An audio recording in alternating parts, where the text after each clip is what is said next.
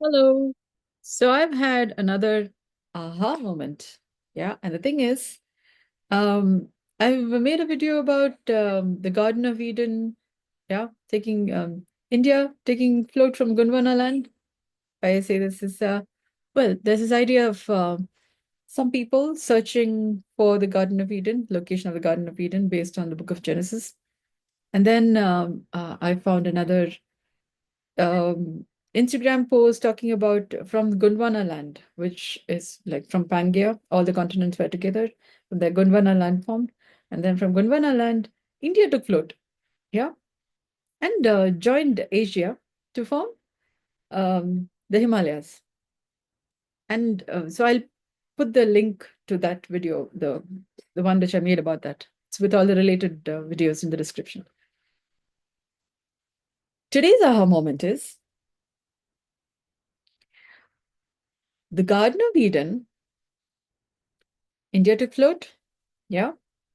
And then, okay, to give more context, the story of life, the universe has been healing since some time.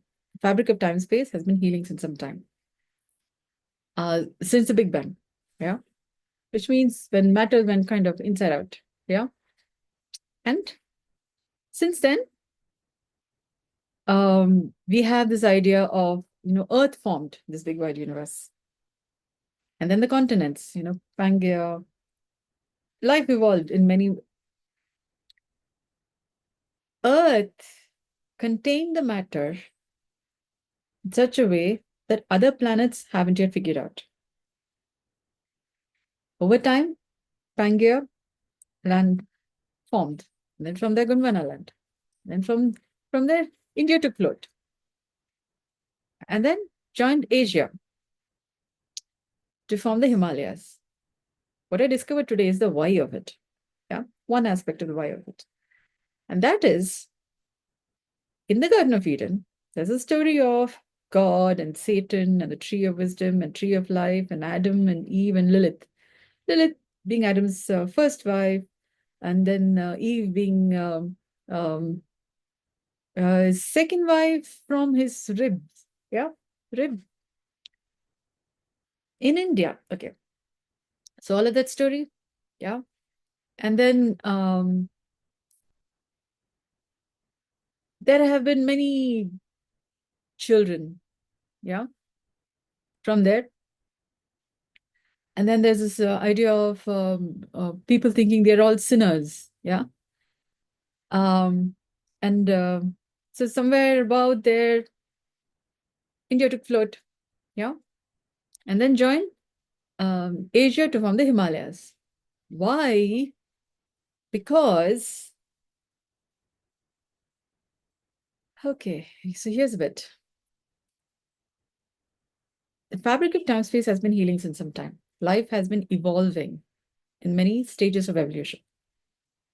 Okay? And in fulfilling the purpose for which Earth is formed, this big wide universe, different levels of development has been required. In India meeting Asia to form the Himalayas, we now have the movie Frozen. Frozen Queen, yeah, Frozen. The idea of the phoenix.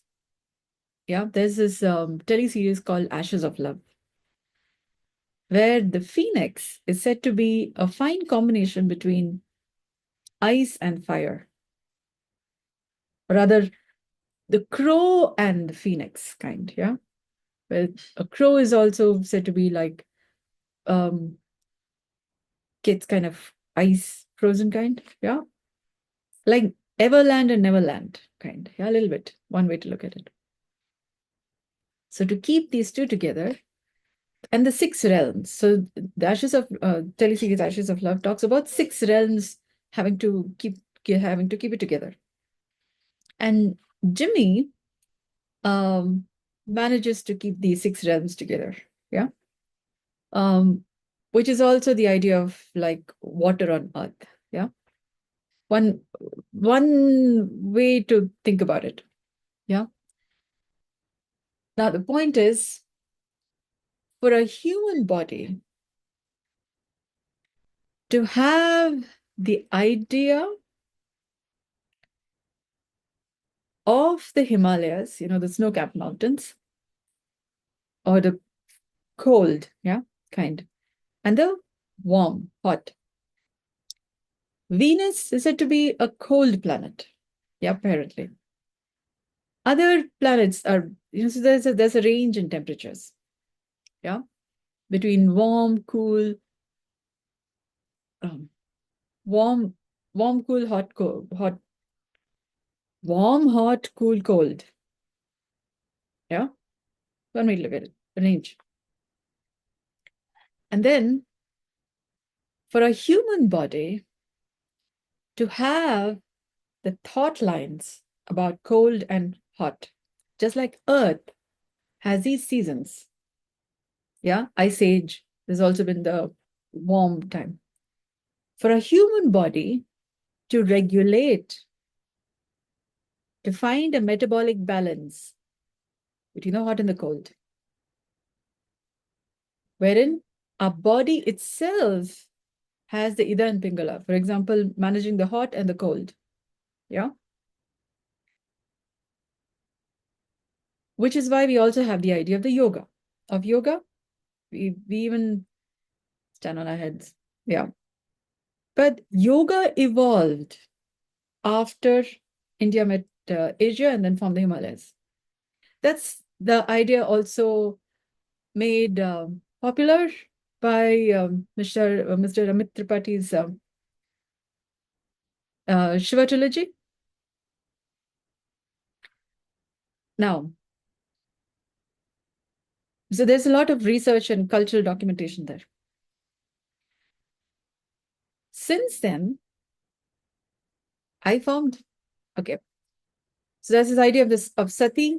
So in India, like in the Garden of Eden, we have Lilith and Adam, Lilith being Adam's first wife, and then Eve being Adam's second wife. In India, there's this idea of Sati being Shiva's first wife, yeah, and then Parvati being Shiva's second wife, yeah. And then there's this idea of Earth being affected, okay, Earth being formed over several times, several evolutions. 5 times life evolved, took shape, yeah, or formed to life as we know it today, Earth as we know it today, having the substance. They also call it in some form of Panchagni. Okay, one way to stages of evolution, 5. So in the Sri Chakra, for example, there's this idea of 5 whorls, yeah, 5 flower whorls, which means there are these different stages of development, just like how Earth went through. The Earth formed, and then us humans are formed over time, yeah, because of these different conditionals required, yeah, and then what it takes to improve our composition such that we are maintaining, sustaining life. Now we are hearing about Andromeda galaxy being in different stages of merging with the Milky Way galaxy. But what does it take for humans to maintain composition such that the light of life is alive and maintained fine? And this is where we come to, I have this idea of healthy natural breathing, mythology. Yeah, you would say we have preconceived notions about what works and what doesn't work.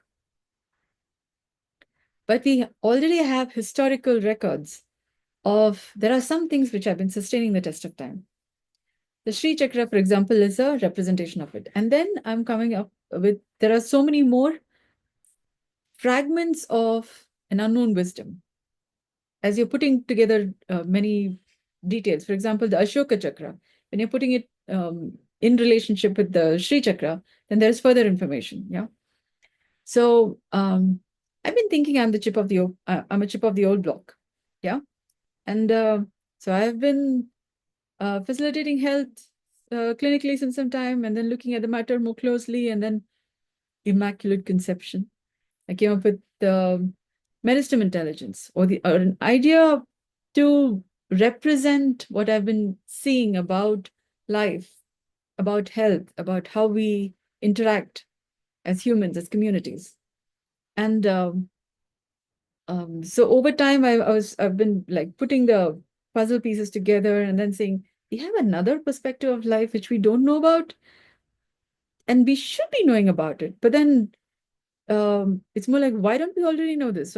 So I've been looking at fine details, and then you look at over time, I discovered we are mostly functioning from what I tend to call as a sick economy, because our relationship with mama, papa, baby, idiot, yeah, with the which Mr. Gurdjieff calls as the fourth way, yeah, our relationship with our basic force, fundamental force, yeah, is not so fine as it needs to be. And then over time, I discovered in Chinese medicine, they call it as Tianqi, Diki, Renki, and Monkey. Yeah. So these are four souls, four kinds of ki, or it's not just chi, but this is ki. This is much more denser. This is much more substantial. This is much more older. Yeah. An aspect of a soul over lifetimes. Yeah. Developments over lifetimes. Through several realms of forming. Yeah. Which we need to keep together. Otherwise, there's a certain not so much substance. We haven't really incorporated in this lifetime, and don't know, and yet to learn how to keep it. Yeah, different stages of discovery. So India meeting Asia to form the Himalayas is another movement by the Great Soul, by the universe, in restoring the fabric of time space. Yeah, and for which human beings require to function in a particular manner, to have a metabolism be in such a way that we are going beyond these life-death cycles, going beyond disease, economic challenges, wisdom challenges, life-death cycles. So there have been many inquiries about it. What does it take to go beyond the cycles of birth and death? But incidentally, people have been thinking it's about so that you're not born again. That's okay. That's also one way to look at it. In the sense, now that you're born from your mother's womb, yeah, you don't go back and you continue to live. You're born to live and do and live in such a way that the creator, all that there is, would rather have you continue doing what you do. Yeah, that way. So you're not a problem. Yeah. So what does it take to live in such a way? Are some of the inquiries, some of the services, coaching, solutions, products that I make available. Yeah. So so the aha moment is the why did India have to come meet Asia and then form the Himalayas? So a metabolism, a human metabolism, is seen as having the cold and the hot, Ida and the Pingala, represented by the idea of the moon and the sun. Yeah, there's a dark and light, and how to keep a balance between the two, such that, like a phoenix, yeah, we are re-emerging. We are going up. Physiology goes through apoptosis, yeah, poiesis and apoptosis, goes through cyclical rhythms by which to rejuvenate, by which to maintain health, a fine balance between creation, preservation, destruction, such that life is maintained in a balance, which is also represented by, in one way, the middle triangle in the Sri Chakra, one way to look at it. But another way is to have a fine balance between catabolism, metabolism, and anabolism. Yeah, they say Brahma, Vishnu, Maheshwara, or the creator, preserver, destroyer, yeah, which is another way to look at catabolism, metabolism, anabolism. So we are digesting sukha and dukkha such that we are able to walk the middle path. So we're not getting entangled between, oh, the good or the bad or heaven and hell and, yeah, visible, invisible, all of these different knowns and unknown things. Yeah. And maintaining the light of love, light of life, such that health, wealth, and wisdom is fresh. You're seeing things beautifully. You're seeing things without getting into the Halloween trick or treat. Yeah, there's this idea of the Vrinda, where Vrinda was apparently tricked by Vishnu, um, um, pretending to be her husband, and then there's a story similar to that. You can look it up on Google. But the thing is, how come somebody tricks you into thinking thinking somebody else? Yeah. So what is this fake? Well, it's not just about critical thinking, but it's also about camouflage. Yeah. And then, so those kinds of ideas. So you could also think your own spouse. Yeah. But then being tricked so there's this idea of the Mooladhara. You have the ground zero, ground base from where you have clarity of which is which, who's who. Yeah. And then to function from the truth of the matter. So while there could be different kinds of, they even say quantum mechanics. Yeah. But there could be merging, and there could be many kinds of biodynamics to maintain the clarity of water. For example, like water painting, you could add many colors, but what does it take to maintain the clarity of water?